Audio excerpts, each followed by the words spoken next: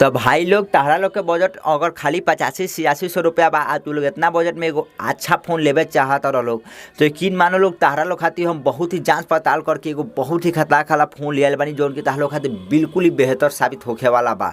हाँ भाई लोग यकीन मानो बिल्कुल ही बेहतर साबित होखे वाला बा।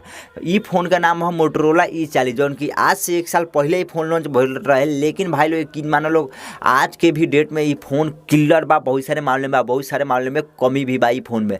तो भाई लोग यकीन मानो लोग आज के वीडियो बहुत ज़्यादा तार लोग खातिर लाभदायक होखे वाला बा और ई वीडियो के तू लोग बिना स्किप करे पूरा के पूरा देखे लोग बहुत ज़्यादा तार लोग के फायदा हुई। आई फोन भी काफ़ी ज़्यादा इंटरेस्टिंग बा। तो चलो लोग एक और हम पूरा तार लोग के जानकारी देता नहीं कि का कुछ बा ई फोन में। देखो लोग भाई लोग एमे लागल बा 6.5 इंच के एगो HD प्लस डिस्प्ले जो कि 90 हर्ट्ज रिफ्रेश रेट के साथ आवता। में 419 ब्राइटनेस भी बा। आप पंच होल डिजाइन बा, मतलब इतना दाम में पंच होल डिजाइन मिलता, 90 हर्ट्ज रिफ्रेश रेट मिलता जो कि काफ़ी हद तक अच्छा बा। एमुलेट नहीं खे दिले तो इतना प्राइस पता है कि एमुलेट मिलहू वाला नहीं है। तो डिस्प्ले के मामला में काफ़ी हद तक अच्छा ई फोन साबित होखे वाला बाटे। देखो लोग भाई लोग अगर तू लोग कैमरा खातिर कोनो फोन खोजे तारा लोग तो ई फोन तारा लोग बिल्कुल ही घटिया साबित होखे वाला बा।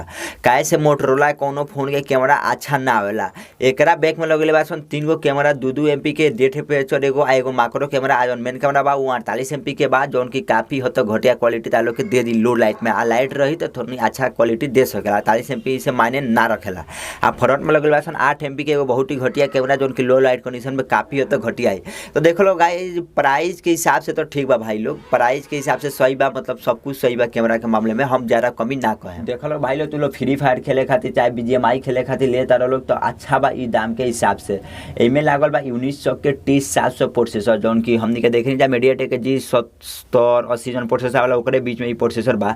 जेना में तू लोग BGMI हाई सेटिंग पर खेल पेबो लोग, फ्री फायर अच्छा खासा खेल पेबो लोग, थोड़ा बहुत लेग तो करबे करी तो दामो उतने लगता तो ओकरा हिसाब से तो सही बा। प्रोसेसर काफ़ी हद तक सही बा। में एक और फ्रंट में लागल बा गोरिल्ला ग्लास 3 के प्रोटेक्शन। बैक में एक प्लास्टिक हो जो उनकी लुक वगैरह में काफ़ी हद तक अच्छा बा। एगो फिंगरप्रिंट के ऑप्शन देखे का मिल जाता जो उनकी काफ़ी हद तक अच्छा बा। फिंगरप्रिंट भी देता इतना दाम में जो उनकी बहुत ही अच्छा बा। IP52 के रेटिंग भी दिले बा। पानी के छिटा वगैरह पड़ता तो कोनो भी दिक्कत होखे वाला नहीं है। टाइप-C वगैरह सब कुछ बस साथ में तालो के बॉडी असिस्टेंट के बटन भी देखे का मिल जाए। तो इस सब देखते हुए काफ़ी हद तक अच्छा बा। एमे लागल बा पूरा का पूरा 5000 mAh के बैटरी जौना के साथे तारा लोग के मिली 10 वाट के चार्जर जो कि काफ़ी स्लो चार्जर बा। एक बे फोन चार्ज करबो तो तारा लोग के 2 घंटा तक के समय लगा दी।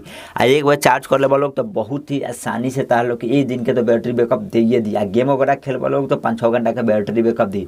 तो बैटरी बैकअप के भी मामला में काफ़ी हद तक अच्छा बा। देखो लोग भाई लोग ई तारा लोग के खाली एक एगो वेरिएंट में देखे का मिल जाई उ बा खाली 464 जाना के दाम बा 8599 रुपया। और ई दाम पर ई फोन काफ़ी हो तक अच्छा बा, सब कुछ अच्छा बा, मतलब ई दाम के हिसाब से मतलब सब कुछ बहुत ही अच्छा हमके लागल है ई फोन में।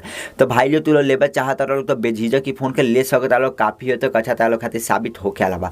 तो भाई लोग कमेंट करके जरूरी बताइए लोग तारा लोग के वीडियो कैसे लागल। वीडियो अच्छा लागल हो तो तनी लाइक कर दिया लोग, हमारे चैनल के सब्सक्राइब करके बेल आइकन के दबा दीजिए लोग। काहे से कि भोजपुरी में तारा लोग का टेक्निकल इन्फॉर्मेशन देखे का मिलता है हमारे चैनल पे।